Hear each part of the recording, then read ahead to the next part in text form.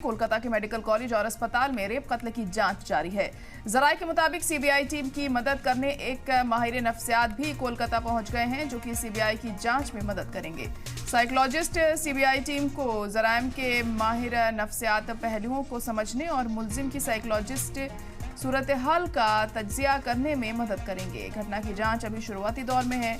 अस्पताल अहाते और आसपास के इलाकों में सीबीआई की जांच जारी है और सीबीआई अफसरान मुश्तबा लोगों से पूछताछ भी कर रहे हैं।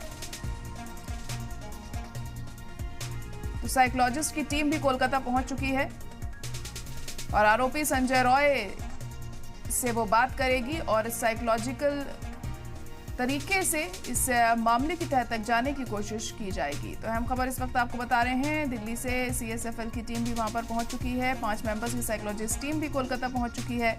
जराइम के माहिर नफ्सियात पहलुओं को समझने की कोशिश उनके जरिए यहां पर की जाएगी।